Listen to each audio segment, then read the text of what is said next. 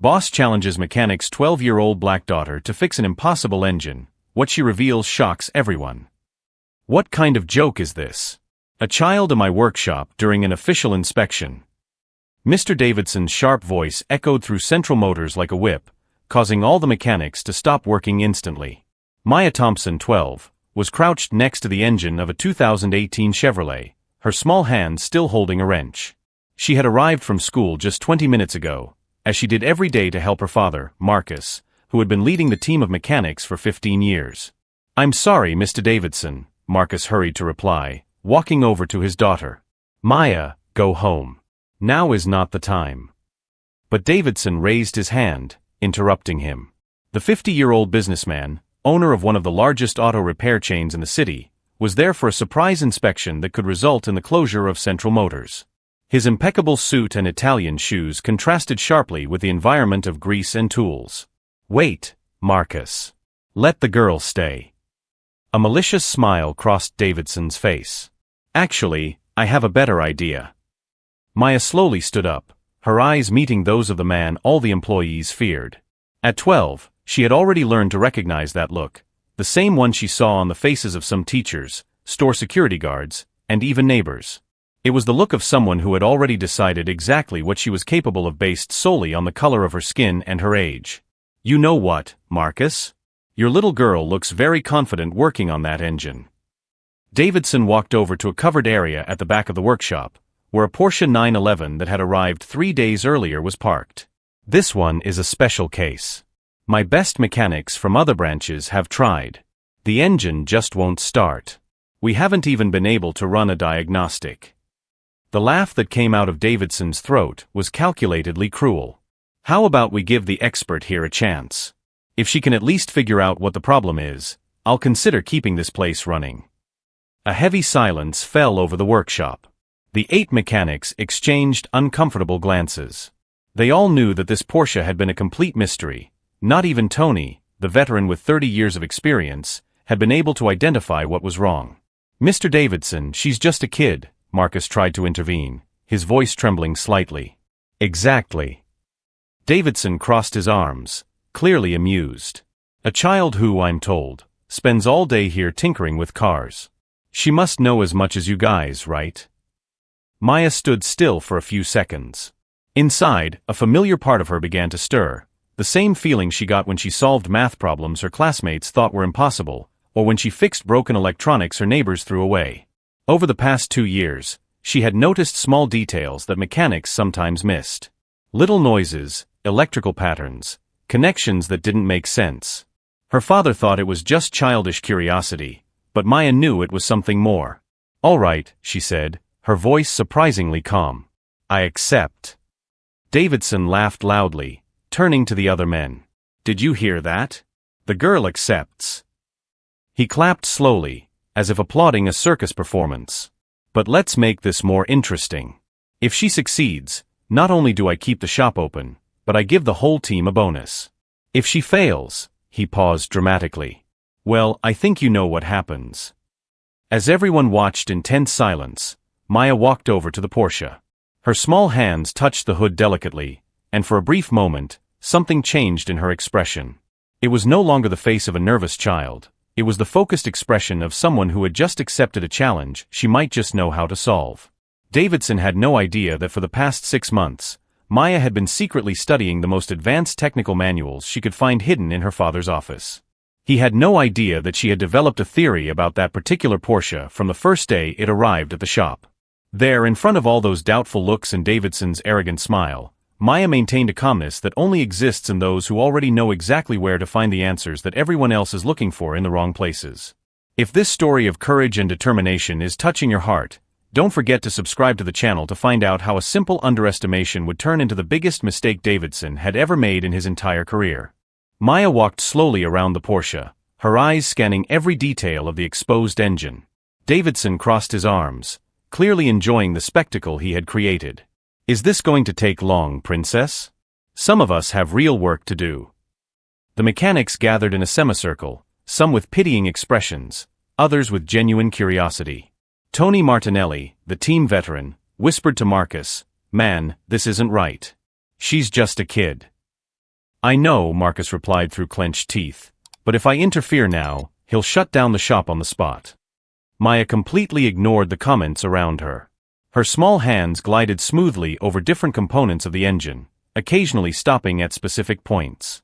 To any casual observer, it looked like she was just pretending to understand something, but Tony noticed something different. The girl wasn't touching things at random. She was following a logical sequence, first the ignition system, then the fuel system, then the electrical system. It was exactly the same order an experienced mechanic would follow. Interesting, Maya muttered, more to herself than to the others. Davidson laughed loudly. What's the matter? Have you figured out that it's on top of your head? Don't worry, no one will blame you for giving up. But Maya didn't give up. Instead, she crouched down and pointed to a small black box connected to the onboard computer. This module here. Have you checked to see if it's sending the correct codes to the central system? An uncomfortable silence fell over the group. Tony frowned. None of them had thought to check that specific component. It was a relatively new part that most of the older mechanics weren't completely familiar with. Of course we checked, Davidson lied blatantly. We checked everything. The problem is, this car needs a level of expertise that you clearly don't have. Maya nodded calmly. That makes sense. It's just that I read about those modules a few months ago. She stopped abruptly, as if she had said something she shouldn't have. You read about them where? Tony asked, genuinely curious. Maya looked at her father, who looked equally surprised. In the technical manuals in the office. When you're not looking, Dad, I sometimes borrow them to study. Marcus blinked several times. Maya, those manuals are for certified mechanics. Some of them are in technical English. I know, she replied simply. That's why I use the translator on my phone for the hardest parts. And there are some videos on YouTube that explain it well. Davidson let out a sarcastic laugh. That's perfect. The girl thinks YouTube University is enough to fix a $200,000 Porsche. He turned to the other men. Are you listening to this? She wants to fix a problem that expert engineers couldn't fix using YouTube videos. But Maya wasn't fazed. Instead, she continued examining the engine with a precision that was beginning to make even Davidson uncomfortable. The direct injection system on this model has a peculiarity, she said, her voice gaining confidence. If the control module doesn't recognize the correct digital signature, it shuts down the entire ignition as a safety measure. Tony moved closer. What do you mean, digital signature? It's like an electronic password, Maya explained, now clearly in familiar territory. Each part has a unique code. If the computer thinks a part has been replaced without authorization, it refuses to work. It's to prevent car theft. One of the younger mechanics, Jake, cleared his throat. I've never heard of that. That's because it's relatively new technology, Maya continued, pointing to different connections. Most technical courses haven't updated their curriculum yet, but the latest manuals explain everything. Davidson realized he was losing control of the situation. His expression changed from amusement to irritation. Enough small talk. If you're so smart, prove it. Get the damn car running or admit you're just a stuck-up kid who read a few pages on the internet. The tension in the air was palpable. Maya took a deep breath and looked directly at Davidson. All right, but I'll need a few minutes alone with the car. And a computer with internet access to download the reprogramming software. What software? Marcus asked, increasingly surprised by his daughter's knowledge. To reset the digital signatures, Maya replied as if it were the most obvious thing in the world. It's not hard, you just have to know where to look. Davidson crossed his arms, his face red with irritation. I'm not letting some brat mess with the electronic system of a car that's worth more than this entire workshop. That's when Tony stepped forward. Let her try, Davidson. If she messes it up, you were going to throw the car away anyway, weren't you? And if she succeeds, he paused significantly, well then you get a working Porsche for free. Maya looked at Tony gratefully. He had just given her exactly the opening she needed. For the past 6 months, while everyone thought she was just playing around in the shop, Maya had been secretly deciphering the most complex patterns of modern automotive electronics. She knew exactly what was wrong with that Porsche. She had identified the problem on her first day, but hadn't had the courage to speak up. Now, with all eyes on her and her father's shop at stake, she had no choice. As Davidson grumbled his reluctant approval, Maya mentally prepared herself to reveal knowledge that would leave everyone speechless. What none of them knew was that, over the past few weeks, she had quietly hacked into the shop's diagnostic system to study similar cases. The little girl they had underestimated was about to prove that she had learned things that some engineers took years to master. And Davidson, who had bet his reputation on her incompetence, was about to discover that he had seriously underestimated the wrong person. 15 minutes, Maya said calmly, connecting her personal laptop to the Porsche's diagnostic system. That's all I need. Davidson laughed nervously, but his laughter sounded forced. Something about the girl's absolute confidence was beginning to bother him. 15 minutes to solve what expert engineers couldn't do in 3 days? You're delusional, girl. But Maya was already completely focused on the screen. Her fingers flew across the keyboard with a precision that made Tony blink several times in surprise. These weren't the hesitant movements of a child playing. They were the confident commands of someone who knew exactly what they were doing. Dad, she said without looking up from the screen, do you remember when I told you I was studying the technical manuals? Marcus nodded, still processing everything that was happening. I wasn't just studying. I was hacking. An icy silence filled the workshop. Davidson took a step forward, his face beginning to redden. What did you say? Maya continued typing, completely unperturbed. 6 months ago, I hacked into the NA Porsche diagnostic system. Not to steal anything, she added quickly, noticing the shocked expressions around her, but because I wanted to understand why so many cars were coming in here with the same problem you guys couldn't fix. Davidson was now clearly nervous. That's impossible. A child can't hack Porsche security systems. You're right, Maya agreed, finally looking at him. A normal child couldn't. But I discovered I'm not a normal child when I started noticing patterns that no one else saw. On the laptop screen, code began to scroll in sequences that looked random to everyone except Maya. This particular Porsche has the same problem as 17 other identical cars that have come into Wilcor partner garages over the last 8 months. Do you want to know why? The question hung in the air like a threat. Davidson tried to maintain his composure, but his hands were shaking slightly. I have no idea what you're implying. I'm not implying anything, Maya interrupted, her voice now laden with an authority that silenced even the adults. I'm proving it. She turned the laptop screen so everyone could see. A list of dozens of serial numbers appeared, each with dates and locations. Every one of these cars was deliberately sabotaged on the assembly line. The control module was programmed to fail exactly 90 days after first ignition. Tony moved closer to the screen, his eyes scanning the data. My God, this is real. Completely real, Maya confirmed. And here's the interesting part. She clicked on another tab, revealing contracts and internal documents. All of these defective cars were subsequently repurchased by Porsche itself for a fraction of their market value, easily repaired by removing a line of code, and resold as refurbished models with profit margins of 300%. Davidson was now visibly sweating. Where did you get these documents? This is confidential information. Maya smiled for the first time since this had all started. From the same source that told me that you, Mr. Davidson, receive a 15% commission on every defective car that your network of repair shops can't fix. The silence that followed was deafening. Davidson opened and closed his mouth several times, like a fish out of water. You can't prove it. I can, Maya said, opening another window on her laptop. Because I also hacked into your corporate email account.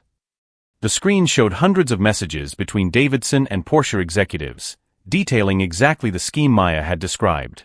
Specific instructions on which cars to leave unresolved, lists of participating repair shops, and bank transfers with the exact amounts of the commissions. Marcus slowly approached, reading the messages over his daughter's shoulder. His expression changed from surprise to pure outrage. Davidson, you knew. All along, you knew how to fix these cars. He didn't just know, Maya continued, he actively instructed the mechanics not to look for real solutions. Look here. She pointed to a specific message. Direct instruction. Keep staff focused on traditional diagnostics. Do not mention possibility of software reprogramming. Declare unserviceable after 48 hours. Jake, the youngest mechanic, stepped forward with growing anger in his voice. You made us look incompetent on purpose. How many times did we stay here late trying to solve problems you knew were impossible to fix the way you told us to? Davidson tried one last desperate gambit. She's a hacker. A criminal. You're going to believe a child who broke into systems illegally. Maybe, Maya said calmly, but you're going to have to believe them too. She clicked one last time, and the screen showed a live feed from the shop's Facebook page. There were 847 views in real time, and the number was climbing rapidly. Every conversation, every revelation, every accidental confession Davidson had made was being broadcast live. I turned on the broadcast when I started hacking the system, Meyer explained, watching Davidson turn completely pale. I thought people should know the truth about why his cars were never ready.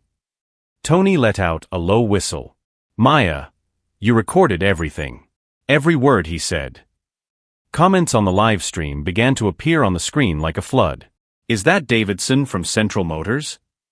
That son of a bitch charged me $3,000 saying my car was unrepairable. My sister lost her job because her car broke down, and she couldn't get to work. This guy knew how to fix it. Has anyone called the FBI? This is fraud on a national scale. Davidson looked at the screen, at the angry faces around him, and finally at Maya, who was watching him with an expression that mixed pity and iron determination. Why? He asked, his voice coming out as a defeated whisper. Maya turned off the feed and closed the laptop. When she spoke, her voice carried a wisdom that seemed impossible for her 12 years. Because you bet that a black girl from the projects would never be smart enough to figure out your scheme. And because every time you looked at me, you saw only what you wanted to see, someone too inferior to be a threat. She paused, looking directly into Davidson's eyes. The truth is, I've been tracking this pattern for months, waiting for the right opportunity to expose everything. You gave me that opportunity the moment you decided to publicly humiliate me. Outside, the sound of sirens began to grow closer. Someone had clearly called the authorities during the live broadcast. Davidson glanced at the door, then back at Maya, finally realizing that he had underestimated not just a child, but a mind that had outmatched him in every way. As the sirens grew louder and Davidson realized that his career had just been destroyed by a girl he considered inferior, Maya remained calm, knowing that she had taken the first step toward changing not only her own life, but the lives of everyone who had been deceived by the same corrupt system. What none of them knew yet was that this live broadcast had not only exposed a local fraud scheme, it had caught the attention of far more powerful people who were about to offer Maya opportunities that would forever change what it means to be underestimated. 3 months later, Maya sat in a conference room in downtown Seattle, surrounded by executives from Tesla, Google, and Microsoft. Her presentation on automotive fraud detection systems had just received a standing ovation from 200 engineers and investors. Congratulations, Maya, said Jennifer Walsh, VP of Tesla. Your real-time detection system proposal could revolutionize the entire industry. We're talking about a $2 million consulting contract to start. The girl who 3 months earlier had been seen as just the mechanic's daughter was now being courted by the world's largest technology companies. Her live broadcast had gone viral, generating over 15 million views and attracting the attention of the national media. Maya smiled, but her mind quickly returned home. Thank you so much for the opportunity, but I need to discuss it with my family first. And there's one condition. The executives looked at each other, curious. I want part of the project to be developed in my father's workshop. With his team.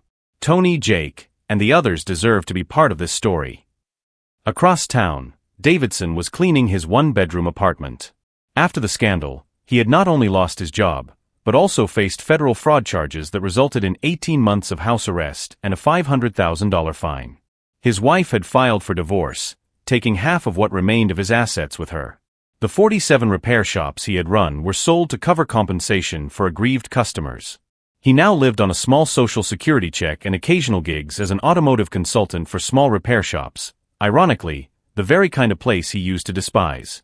I can't believe it was destroyed by a child, he muttered to himself as he watched a TV report about Maya receiving a national award for young innovators. Meanwhile, at Central Motors, now renamed Thompson and Daughter Automotive Technology, Marcus watched proudly as his daughter explained engineering concepts to a team of journalists. The workshop had been transformed into a training and development center where young people from the community learned advanced automotive technology. "Dad," Maya said, stepping away from the cameras for a moment, "remember when you told me I should study more and play less with cars?" Marcus laughed, his eyes shining with tears of pride. "Looks like you proved you were right all along." Tony approached, holding a tablet with a new diagnostic system Maya had developed. "You know, Maya, we spent 30 years in this business thinking we knew everything there was to know about cars. You showed us we still had a lot to learn." "It wasn't about knowing more," Maya replied. "It was about looking with different eyes. You knew the right things, you just didn't know that other people were preventing you from finding the answers." Jake, who had been promoted to supervisor of the new electronic diagnostics division, nodded in admiration. "That 12-year-old girl taught us more about fairness than any adult we've ever known." 6 months after the scandal, Maya's system had been implemented in more than 2,000 repair shops across the country, helping to identify and resolve similar cases of corporate sabotage. She had founded a non-profit organization called Clean Codes that offered free automotive technology training to young people from underserved communities. During a talk at a local school, a 14-year-old boy raised his hand. "Maya, how did you have the courage to stand up to that man? He was so much more powerful than you." Maya smiled, remembering how she felt that day in the repair shop. "You know, he really was more powerful at first. He had money, influence, and control over my father's job. But he made a mistake." "What was that?" "He confused power with intelligence. And he confused my age and skin color with incompetence. When you underestimate someone based on prejudice, you give that person the greatest possible advantage, the element of surprise." The audience of teenagers listened intently as Maya continued. "Davidson thought he knew my limits before he even knew me. That made him lazy, arrogant, and careless. He never imagined I could be a threat, so he never protected himself against me." A girl in the back of the room raised her hand. "But what if you had failed? What if you hadn't been able to prove what he was doing?" Maya laughed. "I couldn't fail because I already knew the answer before he challenged me. I had spent months studying that specific problem. When he gave me the opportunity to show what I knew, I was 100% prepared." "The best revenge isn't destroying those who hurt you," Maya concluded, her voice echoing through the room. "It's becoming so good at what you do that they realize they made the biggest mistake of their lives by underestimating you." 2 years later, Maya was studying engineering at MIT through a special program for gifted young people, while keeping her consulting business running remotely. Davidson, meanwhile, had tried several times to get work at other automotive companies, but the scandal followed him wherever he went. The last time anyone saw him, he was asking for a second chance at a small repair shop in the suburbs, only to be rejected by the owner who recognized his name from the news. Maya proved that true revenge is not bringing your enemies down to your level, but rising so high that they become irrelevant. She turned an attempt at humiliation into the foundation of a career that changed not only her life, but an entire industry. The girl who was challenged to fix an impossible engine not only fixed the engine, she fixed an entire system of corruption, created opportunities for hundreds of young people like her, and proved that the biggest mistake anyone can make is to judge a person's potential by their appearance. If this story of determination and justice touched your heart, don't forget to subscribe to the channel. Sometimes the world needs people like Maya to remind us that true strength doesn't come from the power you have, but from the intelligence with which you use it.